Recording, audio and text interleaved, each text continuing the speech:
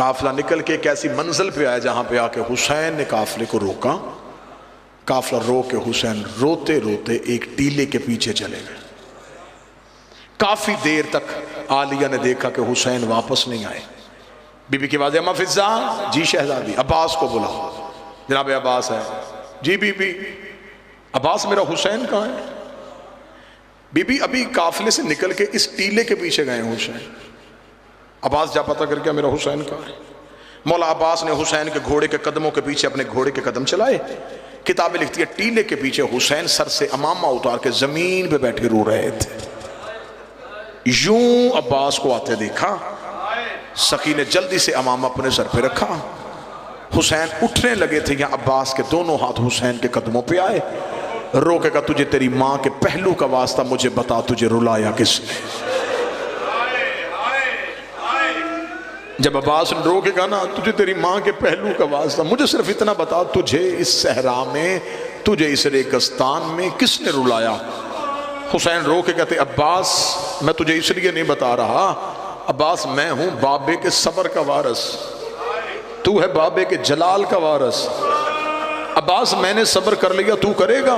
منظر بھائی اتنا جملہ کہنا تھا. سخی عباس تڑپے تڑپ کے رو کے عباس نے یوں ہاتھ جوڑ کے حسین سے کہا مجھے صرف اتنا بتا میں نے صبر کرنے کتنے ہیں، مجھ سے سیدوں نے صبر کروانے کتنے ہیں. 19 رمضان میرے بابے کے سر پہ ضرب لگی، میں منتیں کر کے کہتا رہا قاتل ابھی کوفے میں، مجھے میری تلوار دے دے. تو نے کہا عباس میں غریب ہوں. مولا میں چپ نہیں کر گیا. 28 سفر کو میرے مرے کے جنازے پہ تیر چلتے رہے. میں رو کے کہتا رہا گھر سے مجھے تلوار دے. میں دیکھو کون حسن کو قبر رسول پہ دفن نہیں ہونے دیتا.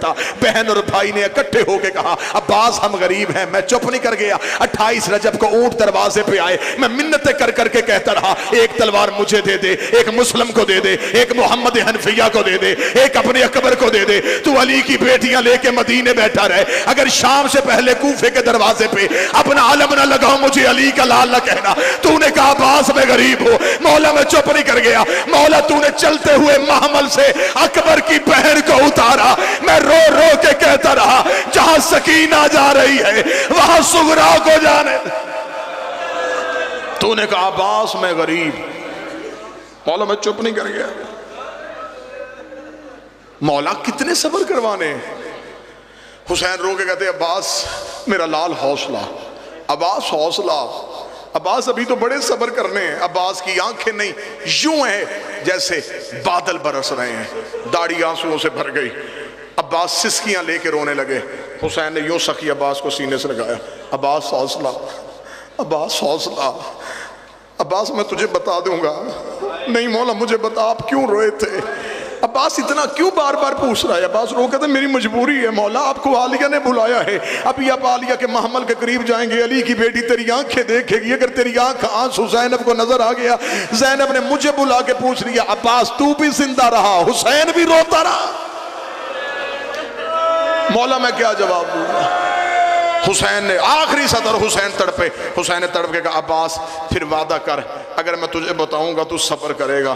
صبر کا نام آنا تھا. عباس روئے.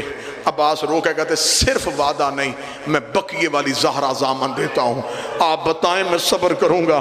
اتنا جملہ کہنا سرکار میں آپ کی نظر جملہ کرنے لگا. اتنا جملہ کہنا تھا. یا حسین نے رو کے کہا عباس اب ذرا میری 2 انگلیوں کے درمیان دیکھ. عباس نے 2 انگلیوں کے درمیان دیکھا. عباس نے کہتے مولا کوئی دارالعمارہ کی چھت ہے، کوئی غریب مسافر ہے، اس کے ابرو کٹے ہوئے ہیں. مولا اس کی گردن میں ننگی تلوار ہے. مولا کبھی وہ مدینے کو دیکھتا ہے کبھی وہ نجف کو دیکھتا ہے. حسین کی آواز آئی عباس پہچان یہ کون ہے؟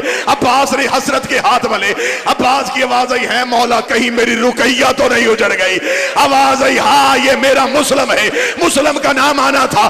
عباس نے تلوار ریت پہ پھینکی. رو کے کہا تجھے تیری ماں کا واسطہ میں جنگ نہیں کرتا. ایک دفعہ زمین کی تنابیں کھینچ مجھے کوفے پہنچا. حسین نے کہا کوفے جا کے کیا کرے گا؟ فرمایا پردیس میں لاشا کون اٹھائے گا؟ مسلم کا جنازہ کون پڑھے گا؟